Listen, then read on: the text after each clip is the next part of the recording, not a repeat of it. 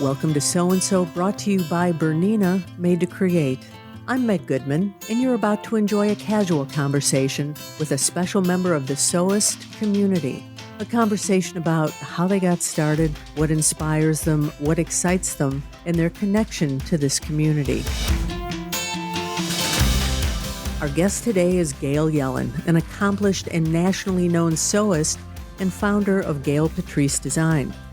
She started her career with a BA in English and a degree in dental hygiene and worked in the same dental office from the time she graduated for the next 20 years. This, by the way, is where she met her husband when he had an emergency while in Connecticut and he lived in New York at the time. As she finished her dental hygiene career, Gail started taking classes at the Manchester Sewing Machine Center in Connecticut. After one class, she was hooked, but it was then that she realized she didn't know how to sew. Gail is an active member of the American Sewing Guild Connecticut chapter and moderated the Manchester Neighborhood Group's activities for more than 10 years. Designing patterns for beautiful clothes and bags has become the heart of Gail Patrice Design, and sharing her love of sewing and serging has become the soul. Hi, Gail, and welcome to So-and-So. Hi, Meg, and thank you for inviting me. This is delightful. Oh, we have a lot of questions for you today, and I want to jump right into this. Now, you talk about your grandmother's treadle sewing machine being the earliest memory you have of needle and thread. The last thing she ever sewed was a blue dress with a white collar and wide sashes for a bow in the back. That's a good memory. You wore this dress on your first day of kindergarten and would have worn it every day if you were allowed to. And you believe that this memory may be what first drew you to sewing. What was it about that dress that made you want to wear it all the time? Well, I think I was very excited about being old enough to go to school. And because my grandmother made me a special dress for the first day of school, it just always stuck in my mind. And I just had a very special feeling about it. And also, I think one of the biggest reasons that I was so attached to it was because I remembered my grandmother saying, "This is the last dress I'm going to make." And so I felt like I was very special because of that, and that it was mine. And I still wish I had it, but being one of six kids, space was always a problem for storage. So it went the way of who knows where. Was it the last dress she made? Yes, it was. Yep. It was. And I remembered my mother talking about how when she was growing up, my grandmother would make all sorts of different things for kids in the neighborhood for dress up and for play. And she used to make something that she called nature slippers, which I kind of think might be something along the line of like little felt elf shoes or something like that. I'm not really sure. And I remember my mother saying she would have the kids come over to the house and trace their feet on newspaper and then make a pattern from that.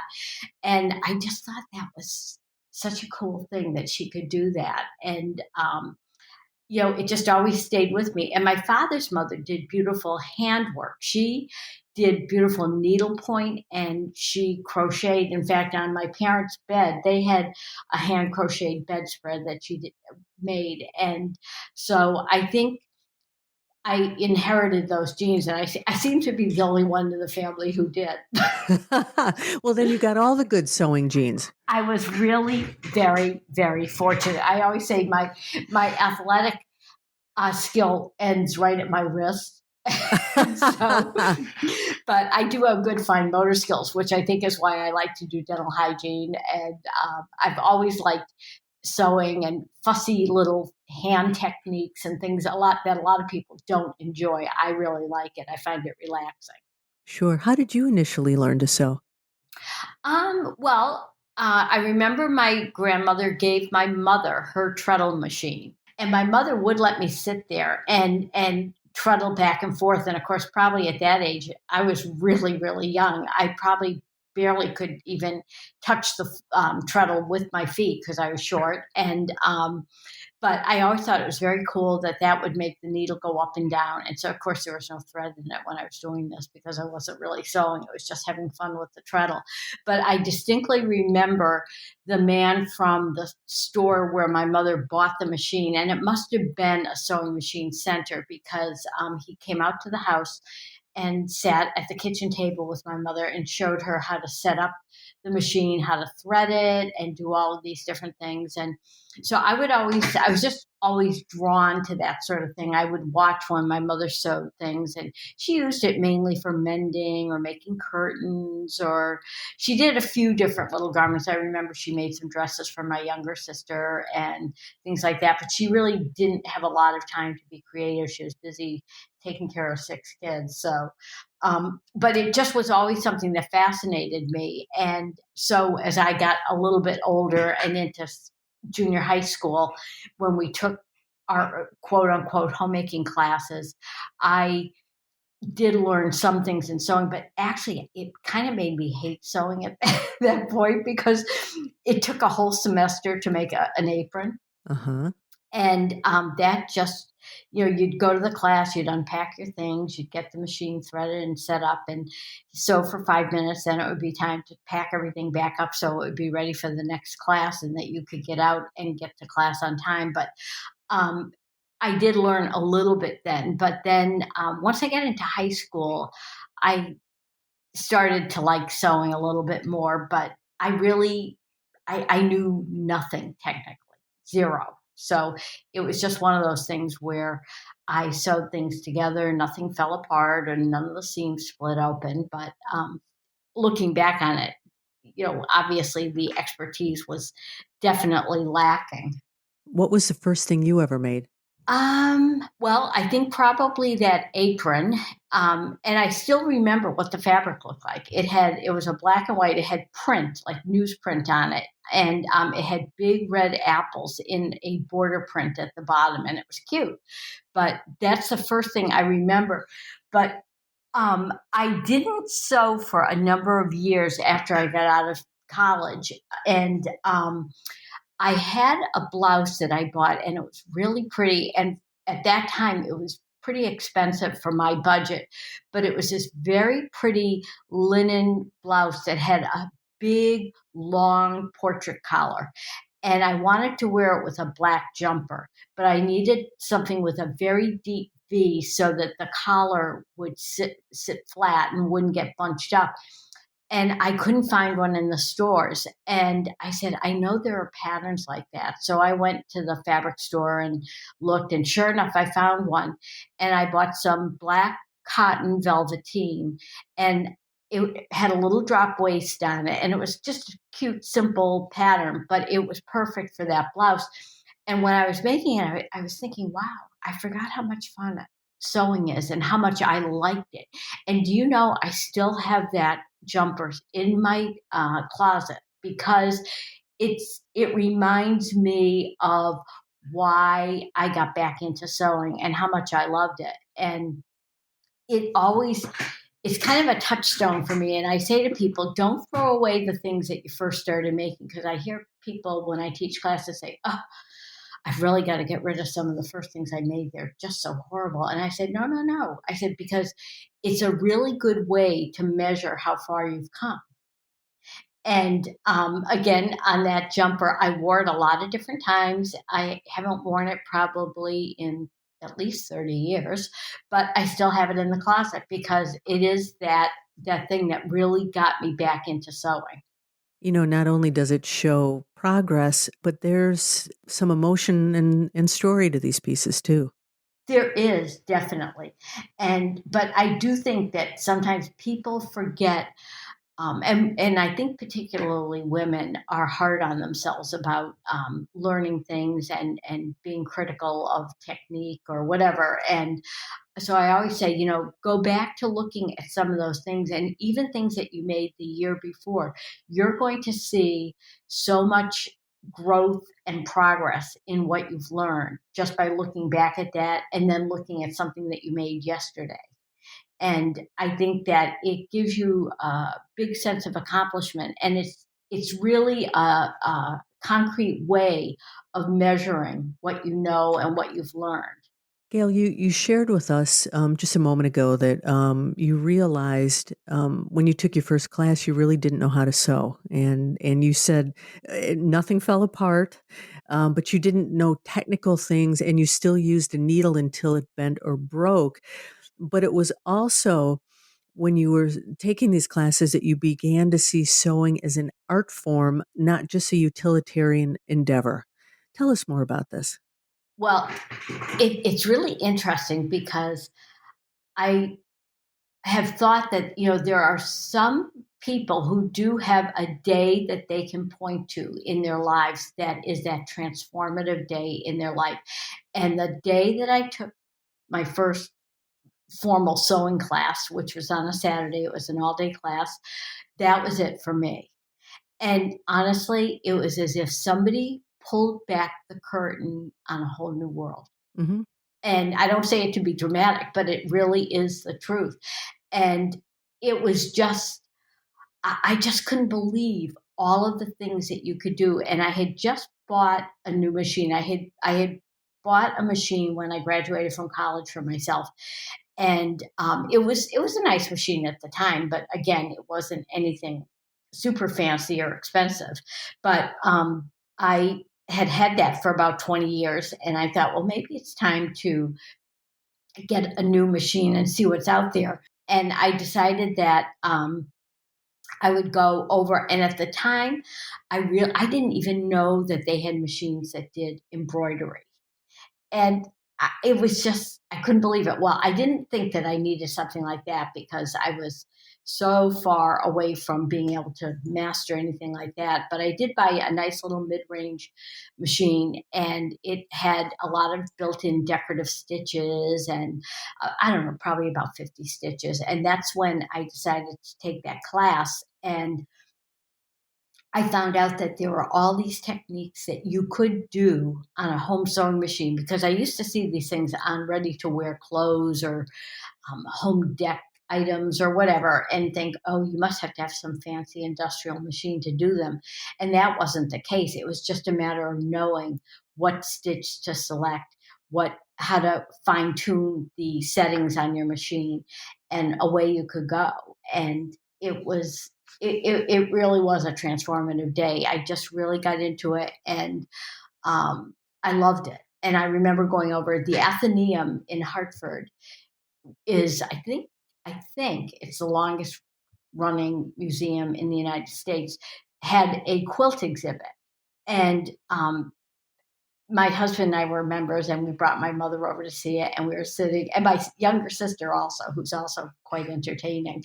And we went to the opening night of that, and they had a slideshow and a speaker from one of the universities in California, or one of the museums, I think it was. And she had slides, and I remember her talking about this one quilt, and saying that it had 35,000 different pieces in it. Oh my. and, my, and my sister leaned over and said, do you suppose the person who made that did that before or after she was committed?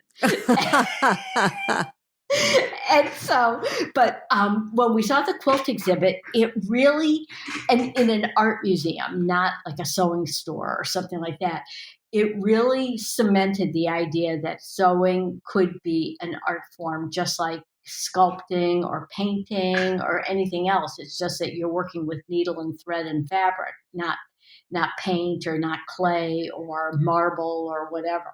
And all you had to do was be given the opportunity to sew for more than just 5 minutes, and you realized sewing was fun. I loved it.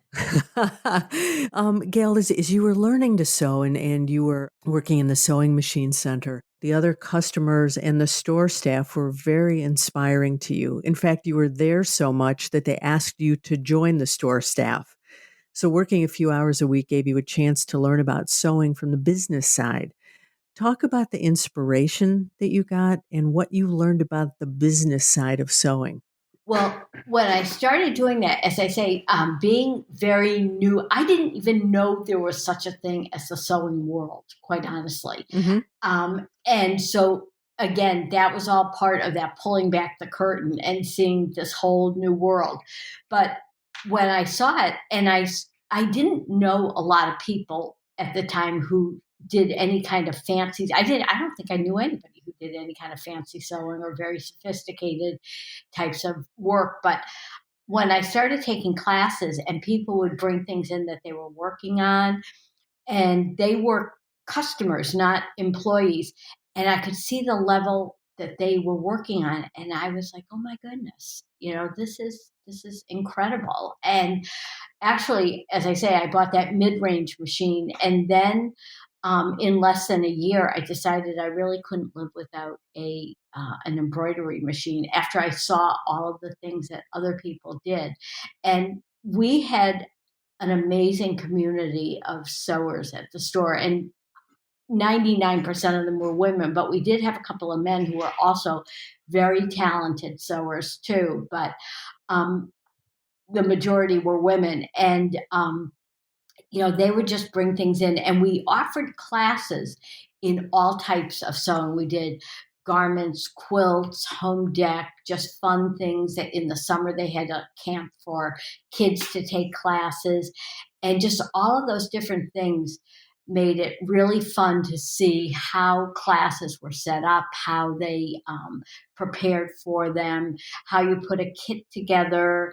It was a learning lab for me, and it was a very good one because we had some very good people in there who were very organized and very good about showing how to do things and how to put things together.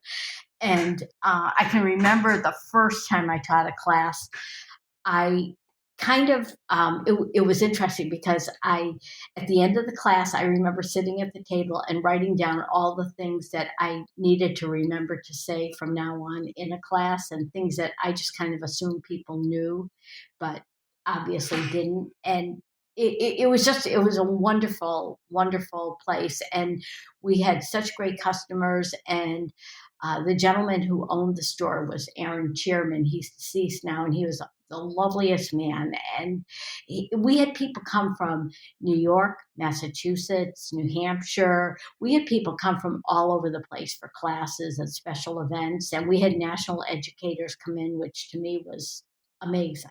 And the whole atmosphere there was just so wonderful. And, but then he sold, his health started kind of declining, and he sold the business. And unfortunately, then it was like a storm of different things coming together where the economy kind of tanked for a while, and the new owner just couldn't sustain the business economically. So it closed, but it was just a wonderful experience. And I was very fortunate to be part of it. That's the community that we talk about on So and So. How sewing is so much more than just using a machine or techniques. It's the people, it's the learning, it's the community that you talk about. It really is. And in fact, I've taught at a number of American Sewing Guild national conferences, and I've taught all around the country at the various chapters. Not every single one, obviously, but quite a few of them. And so when we've done the national conference, it's like a big reunion of all these people from all over the country that I've met. And, sometimes they would come over to the booth and just to say hello and how are you. And it's an amazing community. It really is. It's terrific. And may everyone be able to get together again soon. I think we're on the precipice of being able to do that, which is a wonderful thing. Gail, when you talk about your classes and things, you say that experimenting with all types of embellishment techniques is a favorite pastime of yours, and teaching classes and workshops. You do Facebook Live, you do several things. And the ability to interact with all levels of sewing enthusiasts continues to be a source of inspiration and fun for you. So, talk to us a little bit about these embellishment techniques and the inspiration that you get from teaching. I do love to experiment and do embellishing. And, a lot of times people will say, oh, how did you get that window? Like I had this window technique that's basically a faced opening in a piece of fabric that you could put, say, a reverse applique in back of, or I've also done things with charms or beads and decorative things or buttons that I've suspended in these windows. And I can remember I had this grand idea, and a lot of times things would come to me right before I'd fall asleep, and I'd jump out of bed and turn on the light and write them down and draw them out. And when I first had this idea about doing this Windows technique, I drew it out, and it just looked so cute on paper. Mm-hmm. And I and we know how that goes sometimes, but We do. yes, and I was trying it out that next day, and it just it the way I was doing it at that time, the fabric looked like it was wounded with band-aids all over it. And my husband came home from work, and he said, well, what's the matter? Because I was quite downcast because, I went from thinking this is going to be the next great thing to it's a mess.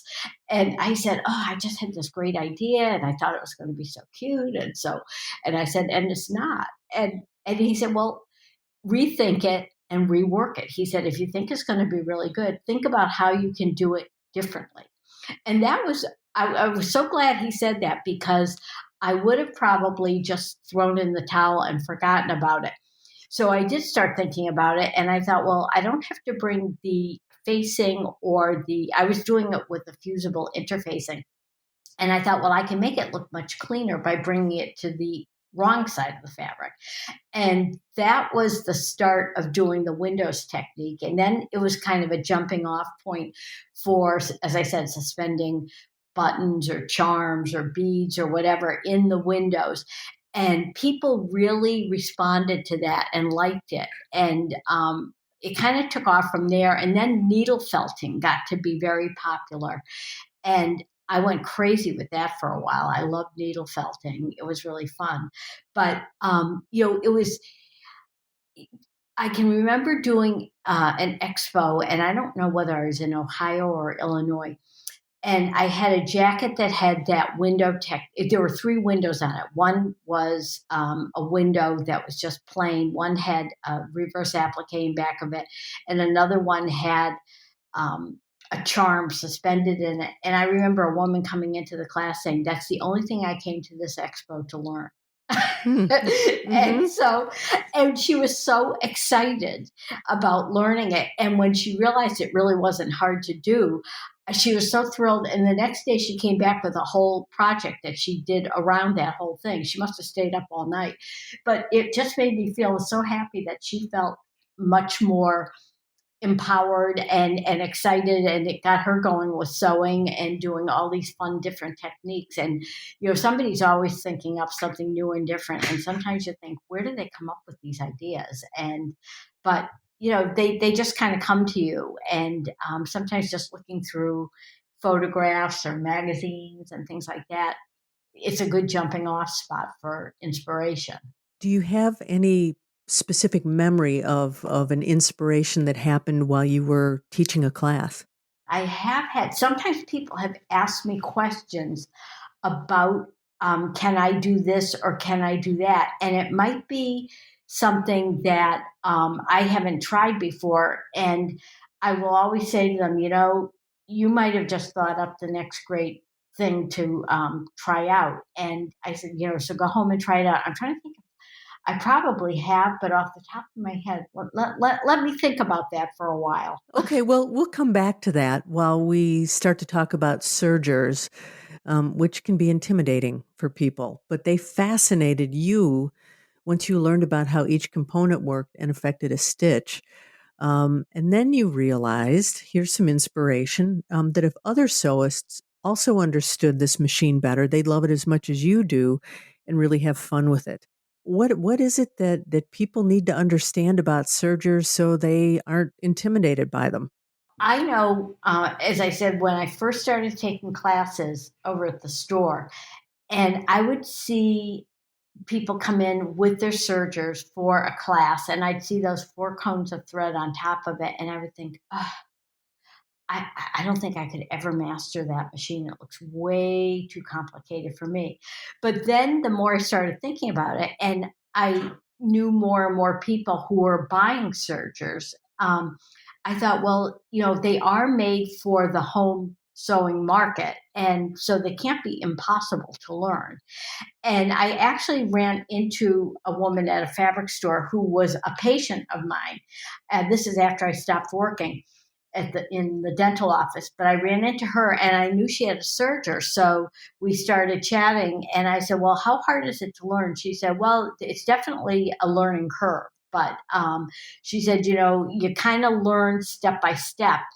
And so I just kind of made up my mind that I wanted to learn that machine. So I went over to the store as a customer, and I just had in mind that I would buy a mid-range serger for my Mm-hmm. first one. And I said, I'll see how I do and if I like it and if I can master it. But I've always had a thing about, um, you always want to look at something that's more money than you planned on spending just to see what extra features it has. Because buying a sewing machine or a serger is kind of like buying a car. The more you want to spend, the more bells and whistles you get. Oh, sure. And so I went in and I said, I'm just looking at a mid-range model. I've never owned one. I've never touched one or used one. And so they did. They showed me a mid-range one. And then I said, well, what does a top-of-the-line serger do that this one won't? So she moved me down a couple of notches on the counter and showed me that one. And that one happened to have auto tensions settings and things like that. And it was a combo machine that had a cover stitch and overlock function. And I said, well, now I don't want the other one. I want this one. Funny how that happens. Yes, it is. That suddenly you decide you can't live without those functions anymore, even though you don't know how to use any of them. But I did that and I brought it home, and my husband happened to have a conference, I think in Arizona, where he was going to be gone for 4 or 5 days, and it was over a weekend. And I was like, oh, perfect timing. I can just sit in my pajamas and I don't have to make meals or anything else. And I can just play from morning till night. And I did. That's exactly what I did. But I got the machine to go, and I got very confident by Sunday night, and I cut I hadn't cut on any of the threads naturally, and it was set up for a 4-thread overlock. And so I thought, oh, I think I've got this conquered. And I cut all of the threads and I tried to rethread it and I couldn't get it to stitch. So I had to kind of go back to square one on Monday morning and call the store and say, can I come over and have you show me again what I'm doing wrong? But little by little, kind of things sunk in, because when I'd say, what's wrong with this stitch? It doesn't look quite right. And they go, oh, that's your upper looper. And I think, how do they know what thread is what? So I really started making a point of figuring out exactly how they knew which was which. And that was the moment that I realized it's just a matter of understanding the components of the machine, the stitch, and that's when you can really manipulate things and have fun with it. Because if you don't understand the machine or what you're looking at on a stitch, then you really kind of feel limited by instructions in a pattern or something like that, and when you really shouldn't have to. And last summer, actually, I taught it was a virtual class. It was for a store out in Arizona, and it was one of the most rewarding things I've heard. That at the end of the class, one of the women in it said, "You know, now I know what I'm doing when I turn all those knobs and dials." She said, I always used to do it according to what the instructions said or what the instructor told us to do. But she said, I never knew what I was doing. She goes, now I can do that and I can really have fun with my machine. And that has always been my philosophy, is that once you understand it, then you're not afraid to turn the knobs and dials. So, what are some of the other components that can affect a stitch? Well, actually, every single thing on it, your needle position in overlock mode can affect the width of the stitch as it can for a cover stitch as well. Your tension settings, the type of thread that you're using, a differential feed is also, I think, one of the best features on a serger. But again, understanding how differential feed works is, it's not hard, but once you do understand it, then you can really sew knits fearlessly and use it for decorative techniques as well. And again, a lot of people shy away from working with knits because they don't understand how to work the differential feed.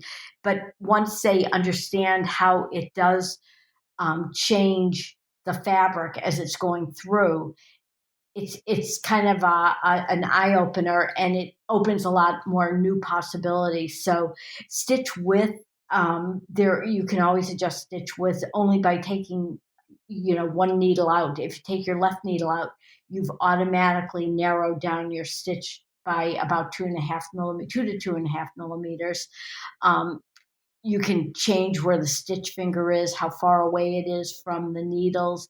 And again, I've really thought out my explanation when I do classes in person or virtually also. But if people, if you can kind of break it down into a nuts and bolts type of thing and not keep it this very high level, mysterious type of thing, and Hmm. just say to people, the distance between the needle and the loopers and how far away the stitch finger is from the needles, all of those affect stitch width. And when you turn the knobs and dials, that's when you can make those adjustments, and you can fine tune the stitch to within a fraction of a millimeter of how you want it to look. And it isn't hard to understand once you do that. But people sometimes feel like, oh, if I touch anything, the machine's going to explode, which of course it isn't. So, You've never seen that happen. not yet, not Not yet. yet. There's always a first time, though, Meg. But yeah, Gail, let's talk about decorative threads, which you feel very strongly is an expanding market, and it makes the possibilities endless. Tell us more about this. that's one of the great things about sergers is that they can utilize decorative threads much more so than a sewing machine can. You can only go to and use a certain number of decorative threads in a sewing machine, unless you're doing something like bobbin work. But not too many people do a lot of bobbin work. But the number of and types of decorative threads that you can use on a serger is much broader than on a sewing machine. And I love seeing what they can do, and sometimes just chaining off with decorative threads in the loopers can create beautiful trims. And in fact, on my YouTube channel, I did a little piece on doing a Christmas ball, and I used decorative serger chains on that. And then around Easter time, I did some Easter eggs with that, and it was really kind of fun. But you can use that, and I just received last week. I just got the carton in the mail from Wonderful Threads, and they started doing an offer with what they called the artist palette packs, where people could select their own type of thread and the colors and everything. And so I have two different selections. One is called Bayside Blooms, and the other one is called Paint Box. And the Paint Box one has 10 kind of bright and bold colors of their spaghetti thread, which is a 12 weight cotton thread. And I use that frequently in kits when people are bringing their own sergers because it works well in almost every make and model serger. And then the other one, which is Bayside Blooms, are more on the pastel, softer side. But again, it's the 12 weight spaghetti thread. But their threads, I love. There are a lot of good, wonderful threads on the market from different brands. But what you can do with them on a serger is amazing, and it can totally change the look of a stitch. It can go from just being a plain old 3 thread wide overlock to a beautiful finish on, say, a table runner or a placemat, or even a garment edge.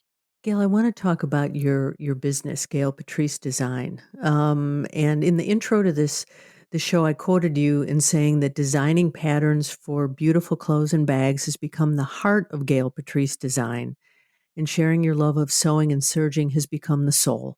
What does this mean?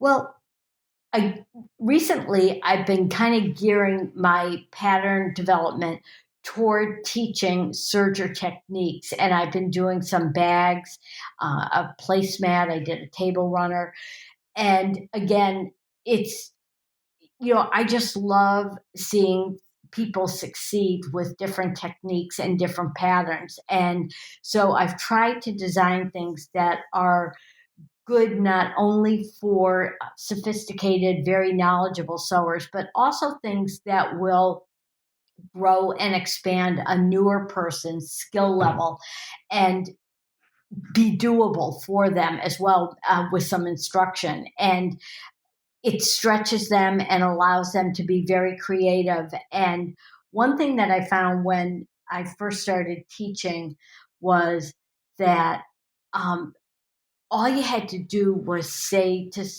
people sometimes that, wow, you did a really good job on that stitch. Look at how beautiful that edge came out.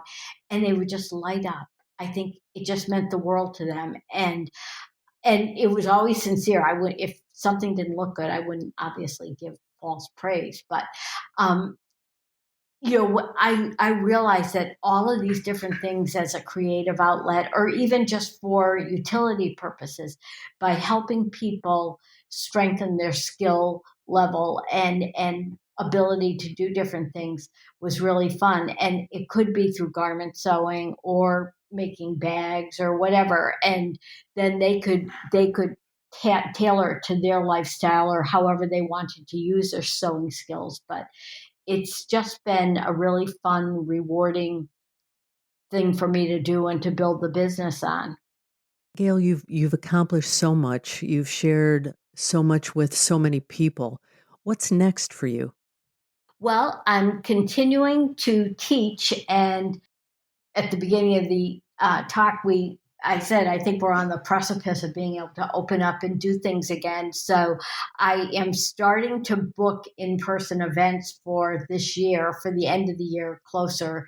I do. I think I have one or two things in the late summer, but that is going to be big. And I think just continuing my YouTube channel, I've been growing with more and more serger tip clips on it. And I get great response on that, which makes it really fun. They're just quick videos. So I'm hoping to do a few more things like sew alongs and virtual classes on that to continue, because one thing about the pandemic that's been interesting is that it's been very kind to the sewing world. Sewing has exploded. Hmm. And even though it's not the same experience as doing an in person class, the virtual classes have really made it possible for a lot of people who might not be able to go to an expo or take a class in person, whether it's because they don't drive anymore or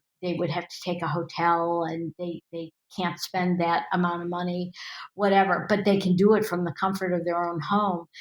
It's really expanded the sewing world very nicely and opened up new avenues for all people who are in the sewing industry.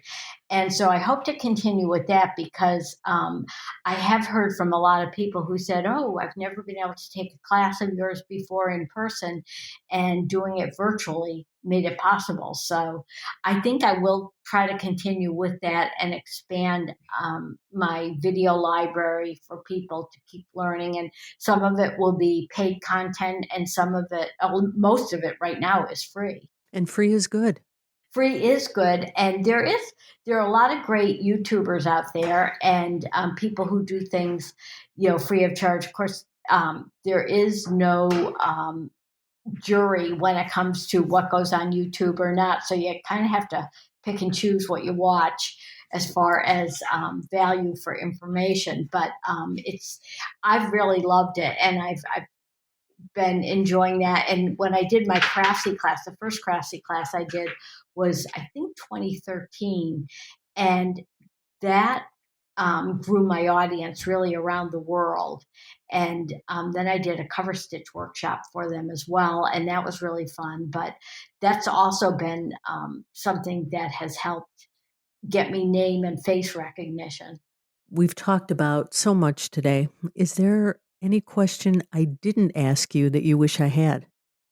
I think you've covered the landscape pretty well, Meg. I think you did a great job with picking and choosing what you're doing. But I do think that sewing has been I think it's very therapeutic for people. And I think that's part of the reason that it's grown so much during the pandemic, where people were kind of hunkering down in their houses and really more isolated. And it's interesting because I've talked to so many people in the sewing world who said, it really hasn't been bad for me. And I can honestly say the same thing. I do miss doing the in person events, but it's really been kind of nice in that I've had more time at home to do sewing and little fun projects that I might not have been able to do when I'm packing up and jumping out of bed at 3 a.m. to catch a 6 a.m. flight. Sure. But the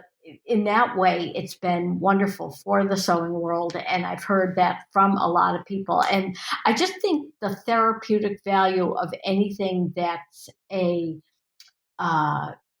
process, like whether you like to cook or garden or sew or knit, whatever.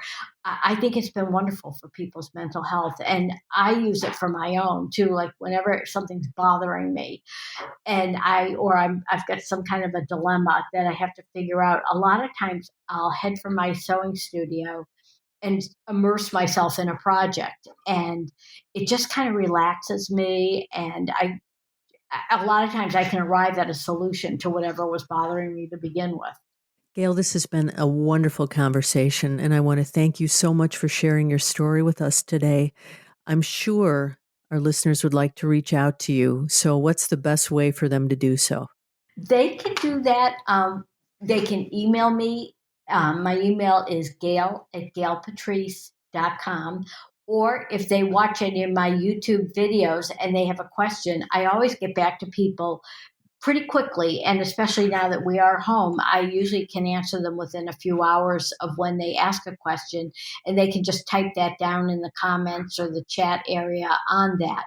But they can also visit my website, which is gailpatrice.com. And they can make comments through that as well. And they can see my different products and, go from there. But any way of those is a great way to get in touch with me. That's great. And there will be pictures of Gail and some of her creations on the soandsopodcast.com website. Gail, thank you again for joining us today on So and So. Well, thank you very much. It's really been fun, and I appreciate the chance to talk to you. Bernina has a very special way to say thank you for taking the time to join us and listen to Gail's story of inspiration. If you're thinking of a new Bernina, go to shop.berninausa.com/Gail to download a mail-in voucher for up to $100 in a rebate check mailed directly to you. Just purchase a new Bernina machine in the next 30 days, complete the voucher, and send a copy of your receipt to get up to a $100 rebate. For complete details, visit shop.berninausa.com/Gail. Well, there you have it. Another story about someone just like you, someone for whom sewing is so much more than a hobby. It's a way of life. It's a connection to something bigger. If you know someone you think has an outstanding story, a story that should be shared on this podcast, please drop me a note to megoodman@theflintrock.com and put "You should hear their story" in the subject line. I also want to thank Bernina for making this program possible. Be sure to subscribe to this podcast on your favorite platform and visit our website, soandsopodcast.com, for more information about today's and all of our guests. That's SEWANDSO podcast.com. I'm Meg Goodman, and I look forward to you joining us next time on So and So.